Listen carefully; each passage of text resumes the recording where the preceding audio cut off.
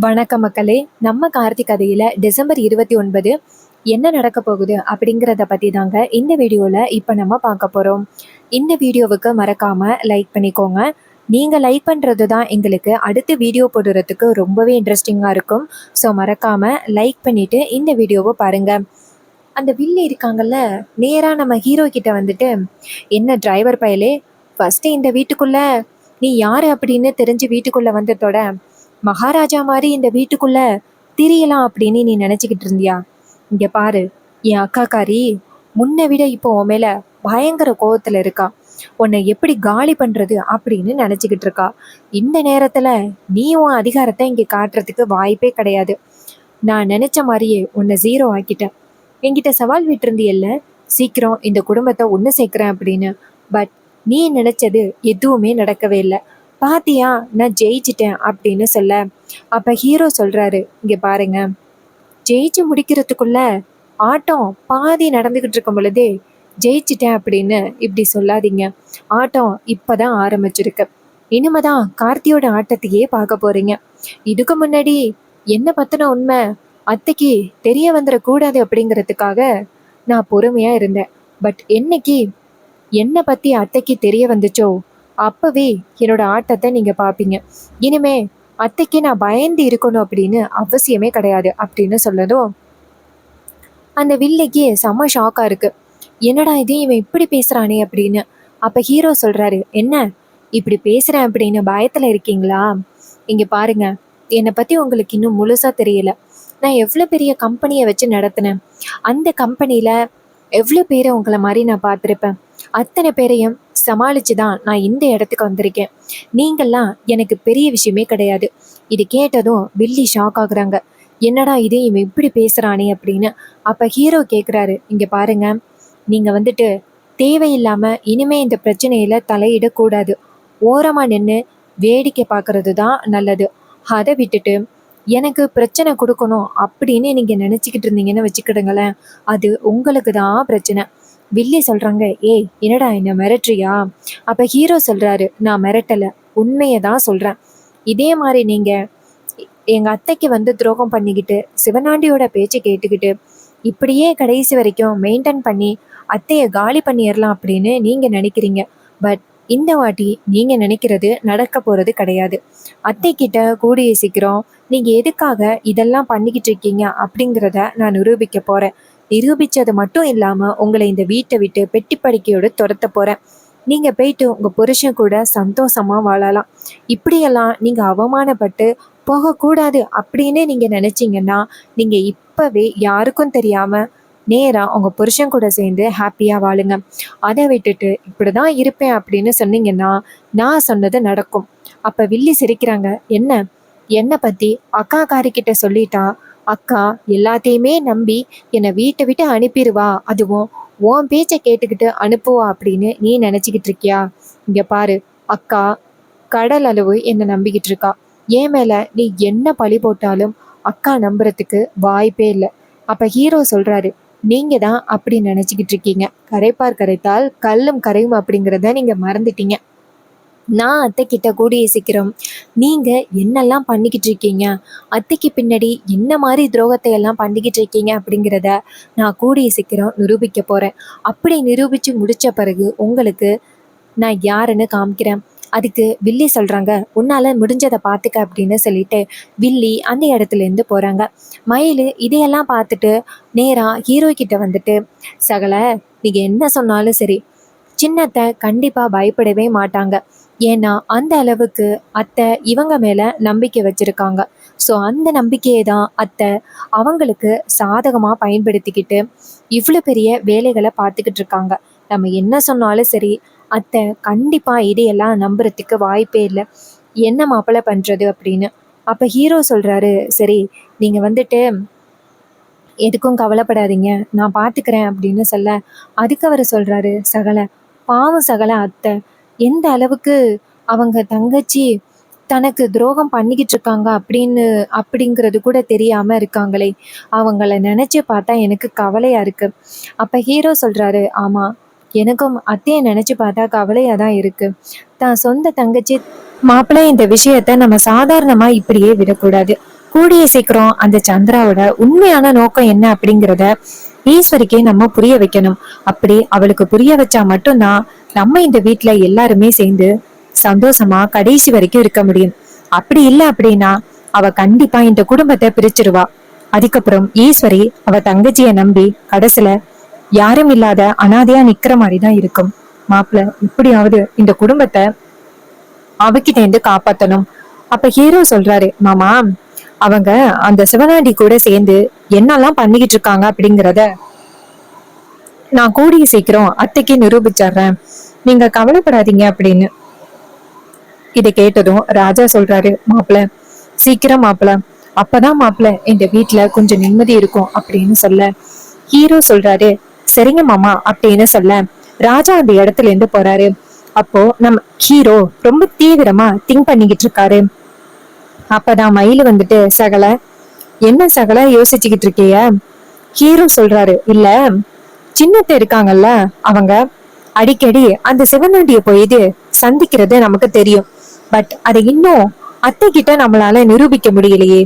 So நிரூபிச்சிட்டோம்னா நமக்கு எந்தவித பிரச்சனையும் இல்லை. ஆனா நிரூபிக்க முடியலையே, எப்படி நிரூபிக்கிறது அப்படின்னு தெரியல. அப்ப சகல சொல்றாரு, இங்க பாருங்க சகல, அதுக்கு ஏன் நீங்க கவலைப்படுறீங்க? சின்னத்தை என்ன பண்ணிக்கிட்டு இருக்காங்க அப்படிங்கறது உங்களுக்கு நல்லாவே தெரியும். அவரை போய் எப்பெல்லாம் சந்திக்கிறாங்க அப்படிங்கறதும் உங்களுக்கு தெரியும். சோ சுலபமா அவங்கள நம்ம வலையில சிக்க வச்சிடலாம். சோ இன்னைக்கு நைட்டு கண்டிப்பா அவங்க ஹஸ்பண்ட பார்க்க போறதுக்கு நிறையவே வாய்ப்புகள் இருக்கு.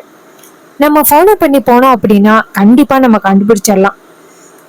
அப்ப ஹீரோ சொல்றாரு, சரி ஓகே, அப்ப இன்னைக்குதான் அவங்களுக்கு கடைசி நாள் அப்படின்னு சொல்லிட்டு இருக்காங்க. அதுக்கப்புறம் மயிலு சொல்றாரு, சரிங்க சகல, நம்ம போயிட்டு தூங்குவோம். கண்டிப்பா சின்னத்தை வந்து எல்லாருமே தூங்கிட்டாங்க அப்படின்னு வெளியில வருவாங்க. அப்ப அவங்கள ஃபாலோ பண்ணி போயிட்டு அவங்கள கையும் களவுமா சிக்க வைப்போம். ஹீரோவும் சரி அப்படிங்கிறாரு. அதுக்கப்புறம் நைட் ஆகுது. அப்ப வில்லி வந்துட்டு தூங்க முடியாம அங்கேயும் இங்கேயும் நடந்துகிட்டு இருக்காங்க.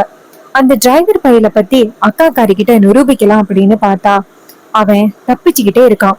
அவனை பத்தி எப்படி நிரூபிக்கிறது அப்படின்னு அங்கேயும் இங்கேயும் நடந்துகிட்டு இருக்காங்க. அப்பதான் நம்ம ஹீரோ இருக்காங்கல்ல, அவங்க பாத்துக்கிட்டு இருக்காங்க எப்போ இவங்க வெளியில வருவாங்க அப்படின்னு.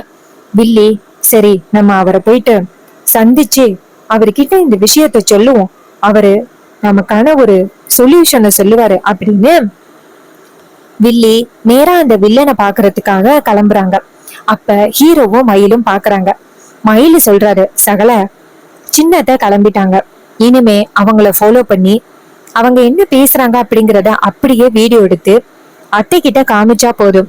ஹீரோவும் சரி அப்படின்னு சொல்லிட்டு நேரா அந்த வில்லிய ஃபாலோ பண்றாங்க. வில்லி நேரா அவங்க ஹஸ்பண்ட பாக்குறதுக்காக தான் போறாங்க. நேரா சிவனாண்டிய பாக்குறாங்க. சிவனாண்டி சந்திராவை பார்த்து, வா சந்திரா, எவ்வளவு நாளாகிட்டும் உன்னை பார்த்து. அதுக்கு அவங்க சொல்றாங்க, ஆமாங்க, அந்த டிரைவர் பையனால உங்களால என்னால உங்களை வந்து பார்க்கவே முடியல, அவன் அந்த அளவுக்கு என்ன ஃபாலோ பண்ணிக்கிட்டே இருக்கான். அதுக்கு அவர் சொல்றாரு, சரி நீ கவலைப்படாத, இன்னும் கொஞ்ச நாள் தான் அவன் இந்த வீட்டுல இருக்க போறான். 6 மாசத்துக்கு அப்புறம் தான் அந்த விவாகரத்தும் கன்ஃபார்ம் ஆயிரும். அதுக்கப்புறம் என்ன கவலை அப்படின்னு சொல்லிட்டு ரொம்ப ஹாப்பியா பேசிக்கிட்டு இருக்காங்க. அப்ப நம்ம ஹீரோ சொல்றாரு, சரி ஓகே அப்படின்ட்டு வீடியோ எடுக்க ஆரம்பிக்கிறாங்க. அந்த வில்லன் நேரா வில்லிய பார்த்து, இங்க பாரு, ஏன் கவலைப்படுற அப்படின்னு சொல்லிட்டு சந்திராவோட கைய பிடிச்சு, இங்க பாரு, அதான் நான் இருக்கேன்னு. அந்த டிரைவர் பயலால என்ன பண்ண முடியும்? இத்தனை வருஷமா நம்ம கஷ்டப்பட்டுக்கிட்டு இருக்கிறது எதுக்கு? அதுக்காக தானே. நீ கவலைப்படாத, அவன் என்ன ட்ரை பண்ணாலும் சரி, கண்டிப்பா நம்மளை பத்தின எந்த உண்மையும் அவனால நிரூபிக்க முடியாது. நீ தைரியமா இரு சந்திரா. அப்ப சந்திரா சொல்றாங்க, சரிங்க அப்படின்னு சொல்லிட்டு ரொம்ப சோகமா உட்கார்ந்துருக்காங்க. அப்ப ஹீரோ இது எல்லாத்தையுமே வீடியோ எடுக்கிறாரு.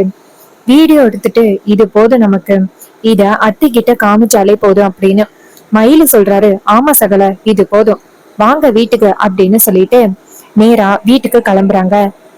இன்னொரு பக்கம் வில்லி அவங்க புருஷனை பார்த்து, சரிங்க, ஒருவேளை அக்கா திடீர்னு என்னை தேடினான்னா பிரச்சனை ஆகிரும், சரி நான் போறேன் அப்படின்ட்டு நேரா வீட்டுக்கு கிளம்புறாங்க. அப்போ மயில என்ன பண்றாருன்னா நேரா வீட்டுக்கு போறாரு. ஹீரோ மயிலு கிட்ட ஒரு திட்டத்தை சொல்ல, மயிலும் சரிங்க சகல அப்படின்னு சொல்லிட்டு, ஐயையோ எல்லாரும் ஓடி வாங்க, அத்தை சின்னத்தைய காணோம் அப்படின்னு சொல்லிட்டு சத்தம் போடுறாரு. அப்ப வீட்டுல உள்ள எல்லாரும் வராங்க. அப்ப ஈஸ்வரி அந்த இடத்துக்கு வந்துட்டு, பெரிய மாப்பிள்ள இப்ப எதுக்கு எல்லாரும் தூங்கிட்டு இருக்கிற இந்த நேரத்துல இப்படி சத்தம் போடுறீங்க? அதுக்கு அவரு சொல்றாரு, அத்தை சின்னத்தைய காணுத, எங்க போனாங்கன்னு தெரியல. இதை கேட்டதும் ஈஸ்வரி சொல்றாங்க, என்ன சொல்றீங்க? என் தங்கச்சிய காணுமா? ரூம்ல தான் இருப்பா, போய் பாருங்க அப்படின்னு சொல்ல ரூம்ல போய் பாக்குறாங்க. பார்த்தா அங்க இல்ல. இத பார்த்ததும் ஈஸ்வரிக்கு ரொம்பவே அதிர்ச்சி. எங்க போனா அவ அப்படின்ட்டு. அப்ப மயிலு சொல்றாரு, அத்தை நான் சொன்னா நீங்க நம்ப மாட்டீங்க, இருந்தாலும் நான் சொல்றேன். ஈஸ்வரி சொல்றாங்க, இங்க பாருங்க மாப்பிள்ள, என் தங்கச்சி எங்கன்னு மட்டும் சொல்லுங்க, எனக்கு அது போதும். அதுக்கு அவர் சொல்றாரு, அத்தை இந்த மாதிரிதான் நைட்டு நம்ம எல்லாருமே தூங்கின பிறகு உங்க செல்ல தங்கச்சி அந்த சிவனாண்டிய போய் பார்த்துட்டு வராங்க. இது கேட்டதும் ஈஸ்வரிக்கு ரொம்பவே அதிர்ச்சி. இங்க பாருங்க மாப்பிள்ள, தேவையில்லாம என் தங்கச்சி மேல இவ்ளோ பெரிய பழி போடாதீங்க. அவ எல்லாம் இப்படி பண்றதுக்கு வாய்ப்பே கிடையாது.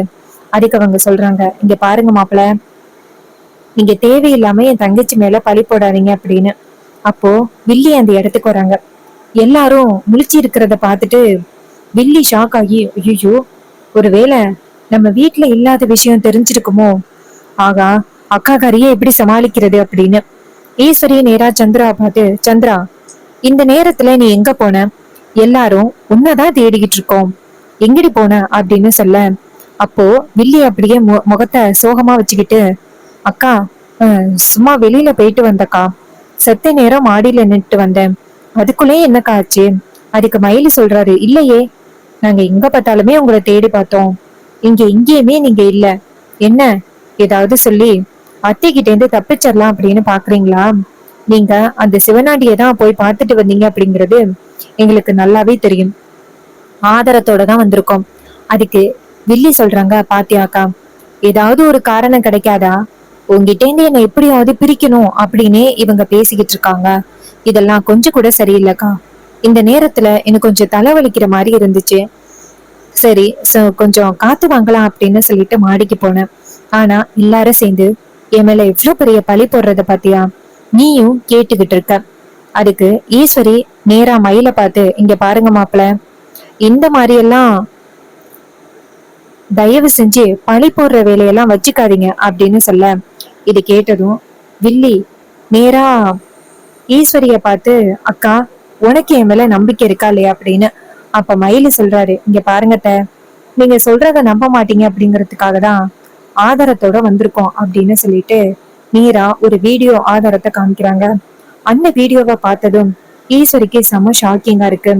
ஈஸ்வரி நேரா மயில பார்த்து, என்ன மாப்பிள்ளை இது அப்படின்னு சொல்ல, அவரு சொல்றாரு, அத்தை இதான் உண்மை, உங்க தங்கச்சி எப்பவுமே உங்க எதிரி சிவனாண்டிய போய் பார்த்துட்டு வராங்க. இது கேட்டதும் ஈஸ்வரி டென்ஷன் ஆகி, இனிமே நீ இந்த வீட்டுக்குள்ள இருக்கவே கூடாது அப்படின்னு சொல்ல, அப்ப ஹீரோ சொல்றாரு, ஆமாத்த சரியான முடிவெடுத்தீங்க, இனிமே இவங்க இந்த வீட்டுக்குள்ள இருக்கிறதுக்கு தகுதியே கிடையாது அப்படின்னு சொல்லிட்டு வில்லியோட பெட்டி படுக்கையெல்லாம் வெளியில எடுத்துட்டு வந்துட்டு வீசுறாங்க. வில்லி இத பார்த்துட்டு ரொம்ப அதிர்ச்சி ஆகுறாங்க. அவங்க அக்காவை பார்த்து, அக்கா இது எல்லாமே இந்த டிரைவர் பையலோட சூழ்ச்சி, உன்னே என்னையும் பிரிக்கணும் அப்படிங்கிறதுக்காக இவன் இப்படி ஒரு பிளான் பண்றான், தயவு செஞ்சு இவன் சொல்றத நீ நம்பாதக்கா அப்படின்னு சொல்லிட்டு பயங்கரமா சொல்ல, அதுக்கு ஈஸ்வரி சொல்றாங்க, உன்னை நம்பினவனைக்கு போதும், நீ இந்த அளவுக்கு எனக்கு துரோகம் பண்ணுவ அப்படின்னு நான் கொஞ்சம் கூட எதிர்பார்க்கவே இல்லை, உனக்கு நான் இப்படி என்னடியே துரோகம் பண்ணேன் அப்படின்னு சொல்லிட்டு ரொம்ப கவலையோட பேசுறாங்க. இது கேட்டுட்டு ரொம்பவே ஷாக் ஆகுறாங்க நம்ம வில்லி. இதுக்கு மேலையும் அக்கா கிட்ட நம்ம என்ன சொன்னாலும் கேட்க போறது இல்லை அப்படின்னு ஈஸ்வரியோட கால்ல விழுகுறாங்க. ஆனா ஈஸ்வரி சொல்றாங்க, இங்க பாரு, என் கால்ல விழுந்து எந்த வித பிரயோஜனமும் இல்ல, நீ அந்த சிவனாண்டிய போய் பார்த்துட்டு வந்தது உறுதியாயிட்டு அப்படின்னு சொல்லிட்டு பேசுறாங்க. சோ இந்த கதை உங்களுக்கு பிடிச்சிருந்துச்சுன்னா இந்த வீடியோவுக்கு மறக்காம லைக் பண்ணிக்கோங்க. நீங்க லைக் பண்றதுதான் எங்களுக்கு அடுத்த வீடியோ போடுறதுக்கு ரொம்பவே இன்ட்ரெஸ்டிங்கா இருக்கும். தேங்க்யூ ஃபார் வாட்சிங். நெக்ஸ்ட் வீடியோல பார்ப்போம்.